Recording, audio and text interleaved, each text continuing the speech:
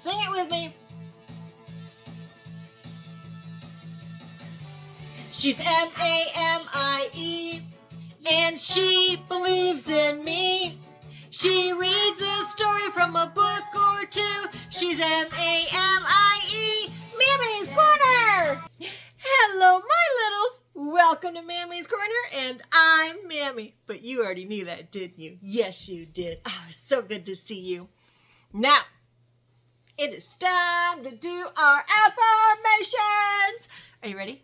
Are you ready? You ready to say it out loud? Really loud? Yeah, I can't hear you. Is that a yes? What? Yeah? Okay, let's get going. Ready? I am loved. Are you loved? You are loved. But let's say it one more time. Ready? Really loud. I am loved. You are so loved. Now, who loves you? God loves you. That's right. Who else loves you? Mammy loves you. And don't you go forgetting that. Now, let's do the next one. Ready? I am good. Are you good? You are good. Oh, it's so good to see you. One more time, really loud. I am good. Good job, my littles. Now for the last one. Say it really loud. I am kind. You are so kind. One more time. I am kind. Good job, us, because you are good and kind. Now, Mammy is going to be reading from this book called the Evergreen Wood.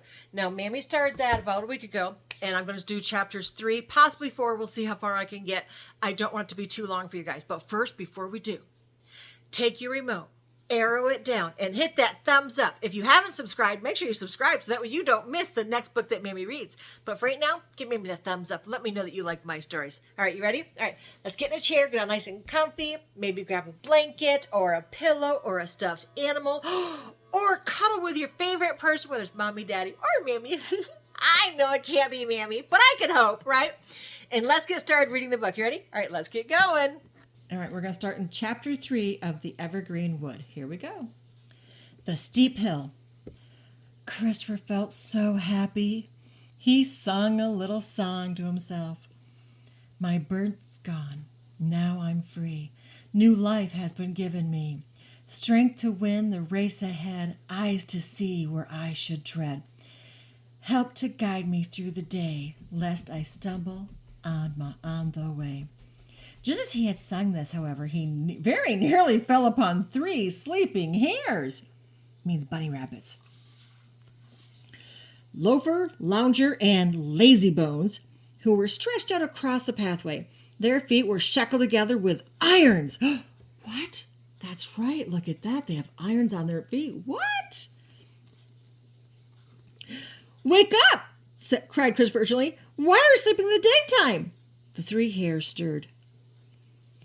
Why don't you ask the white lamb to set you free? Continued the mouse. What lamb? Yawned Loafer. Just a little more rest, sighed Lounger. Not well enough alone, drawled Lazy Bones. Then all 3 rolled over and fell asleep again. Christopher went on his way. As he went, a pair of weasels came tumbling over the wall onto the pathway. Their names were Fiddle and Diddle, and Christopher learned that they too were going to the Evergreen Wood. Why'd you climb over the wall, he questioned, instead of entering in the narrow gate? Oh, that way is too far, said Fiddle, so we took a shortcut. Christopher was concerned.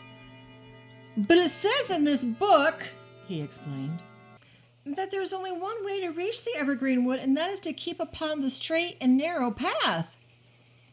Fiddle and Diddle looked at each other with a twinkle in their sharp little eyes. Well, we're on it, aren't we? They laughed. Presently they came to the foot of a very steep hill.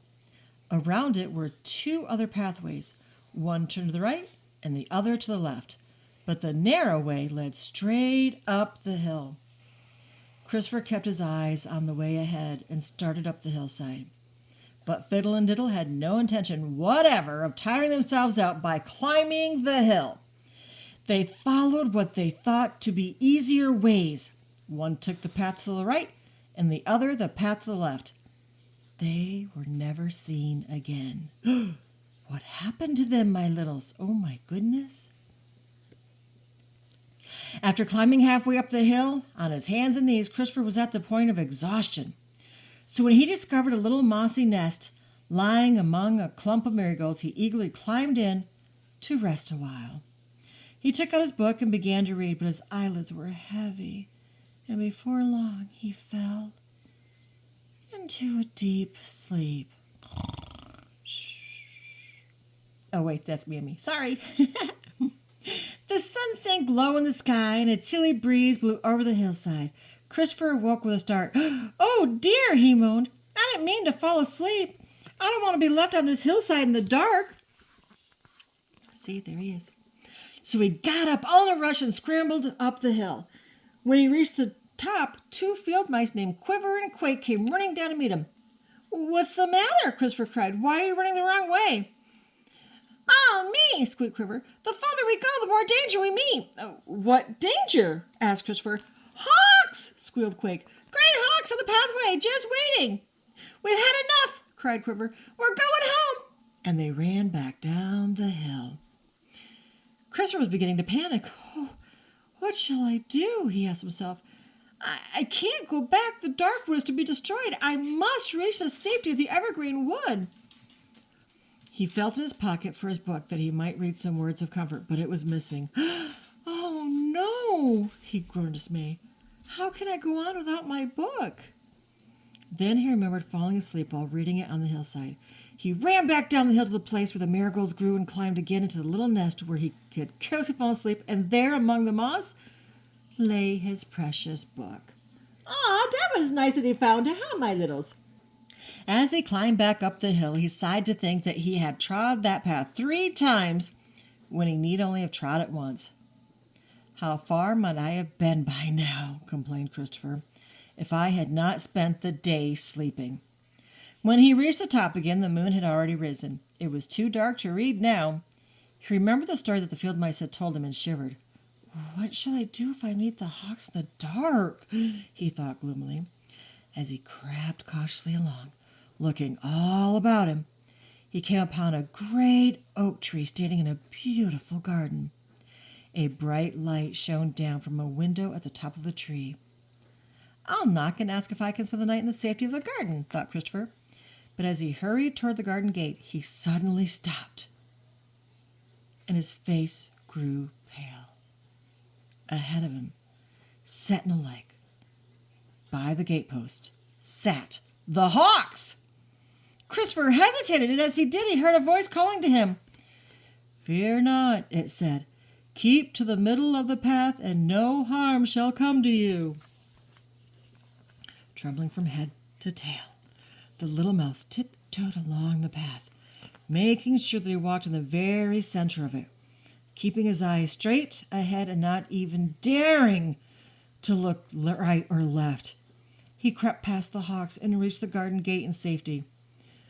Well done, said Mervyn Mole, who kept watch by the garden gate. It was he who had encouraged Christopher to go on. See, the birds are tethered, he chuckled. They're only there to test your courage. Well, I never, Christopher said in amazement. Who'd have thought it?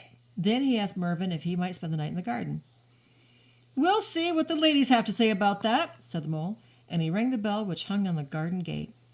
A door opened at the front of the great oak tree, and a pretty red squirrel looked out. Her name was Beauty. And when she learned who Christopher was and where he was going, she ran and fetched her sisters, Ginger, Flame, and Honey. The squirrels insisted that Christopher should be their guest and invited him to spend the night at the top of the great oak tree. Fortunately, there was a staircase inside. Christopher was not in the habit of climbing to the top of oak trees. At the head of the stairs stood a stout oak door. Ginger flung it open, and the animal stepped into a snug little parlor. A log fire crackled merrily in the hearth. Whoa, look at that.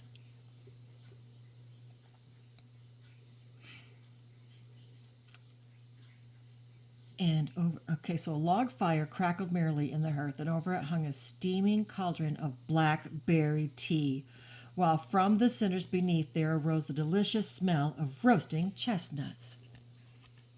After a hearty meal, Christopher curled up on the parlor floor near the warmth of the fire. The sweet oaken smell made him drowsy, and the trials of the day slipped away. While he slept, the squirrel set to work making some useful garments for his difficult journey ahead. From the parlor window the next morning, they showed Christopher the cedar grove. "When you reach the grove," Beauty said, "you'll be able to see the gates of the Evergreen Wood." Then they presented their gifts.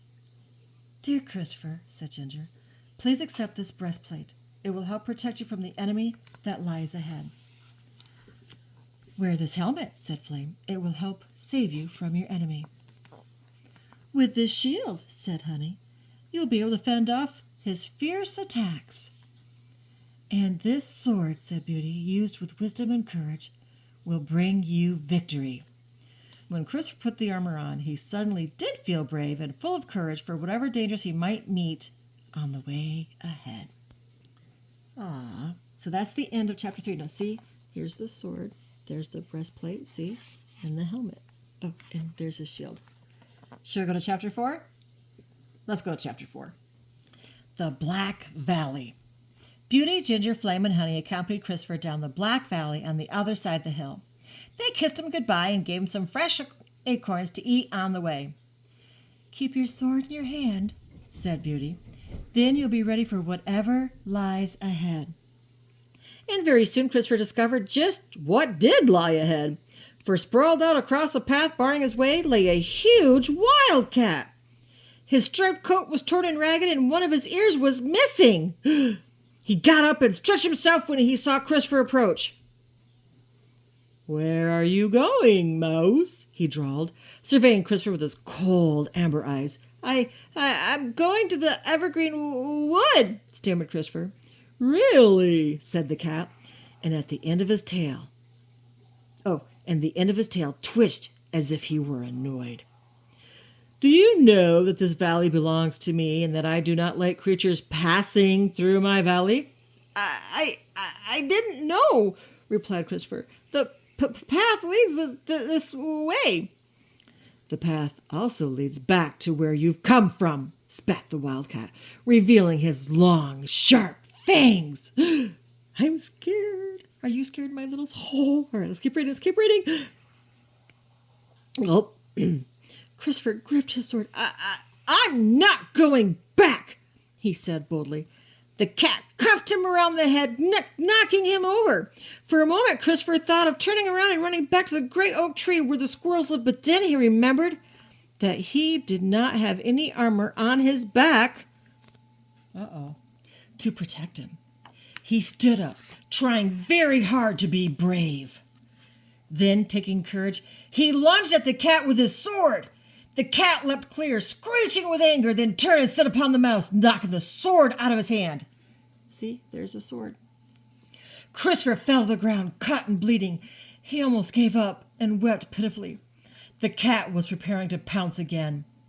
Christopher roused himself just in time, and while crouching behind his shield, managed to catch a hold of his sword again. This time he held it in both paws and lashed out desperately with all his might. It sliced through the air, cutting off the tip of the cat's tail. The wildcat screamed out in pain and fury, then ran off at great speed across the valley. Yay! Christopher lay on the ground, wounded and exhausted. See? He got some tail missing right there. Look at that. And look at Christopher being so brave. The stream of living waters flowed through the valley. Although its banks were overgrown with thorns and briars, Christopher hacked his way through and bathed his wounds in the cool water. He was healed immediately. He sat down, ate some of the acorns that the squirrels had given him, and thought. He thought about the dreadful fight with the wildcat and wondered at his own courage. Courage which had enabled him to triumph over his enemy, which means win. He considered, too, that without the aid and assistance of Beauty, Ginger, Flame, and Honey, he would most certainly have had to turn back, for he would have stood no chance of victory against the wildcat without his armor. Yeah. Christopher hurried on. A blanket of thick black clouds hung overhead, and the ground grew soft and boggy. He tripped once or twice on clumps of deer grass that grew in the waterlogged valley. The pathway, at least leading to higher ground, had become A narrow ledge cut precariously into the rocky hillside. See, there he is. He left his cumbersome sword and armor in the valley and stumbled on into the gloom. Here and there the path had almost crumbled away, forcing him to hang on to tufts of white edge and purple heather, which grew out of the rock to save himself from slipping into the bog. Whoa! Are you scared for him? Mammy is. Oh, my goodness. Then he began to hear noises. Strange, eerie sounds pierced the blackness. Fluttering, ghostly shapes in the air came within a whisker of him, then darted off again. Screams and screeches fell about him in a nightmare of terror. Christopher crept into a cleft on the hillside and tried to hide. He lay there, trembling, striving to shut out the horrors of the Black Valley and wondering whether he had enough courage to go on. How long he lay there he could not tell. Perhaps hours. Eventually, the morning sun found a break in the clouds and chased the creatures of the night back to their shadowy hideouts. The sunlight filled Christopher with new hope. He read some of the words in his book until he felt strong enough to go on. Then, as he stood, he heard a voice ahead of him singing, "Even though I walk alone through the black valley far from home, on this way I shall not fear. Hardships soon will disappear. And at last I shall be safe when I reach that wondrous place." Christopher called out, "Hey, wait for me!" and ran as best he could without falling until he came upon the traveler. He was surprised to find his countryman, Woodley Woodmouse. "Why, Woodley!" Christopher shouted. "What are you doing here?" "Christopher!" cried Woodley in great excitement. "I was hoping to meet you." "But how did you get here?" said Christopher. "I left the dark woods soon after you. It didn't seem the same somehow after you left," explained Woodley, and his soft brown eyes filled with sorrow. I knew you were right about leaving. It just took me a little longer to make up my mind." Christopher smiled. "Well, you're ahead of me now, so you must have overtaken me at some time," he said. "Is there any news from home?" "Yes. I have a letter for you," said Woodley, rummaging in his pocket. "Your wife, Christina, gave it to me before I left." Christopher spread the crumpled letter out in the pathway and read eagerly. "Dear Christopher, the children and I are very lonely without you. We are sorry now that we did not accompany you on your journey to the Evergreen Wood, but we're planning to set off ourselves just as soon as we can. The White Mouse tells us that we have to wait for somebody called the Knight.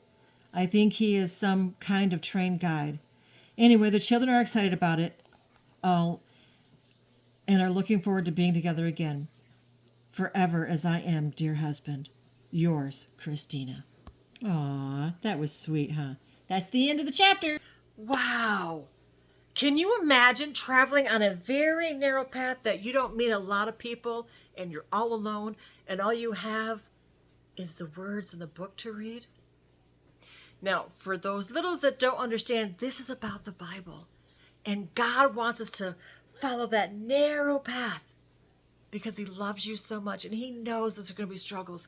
He knows, but he's going to be there with you all the way, helping you, just like with Honey and Beauty and all them, right? They helped him. That was God sending help to him. So I hope you enjoyed the story. So,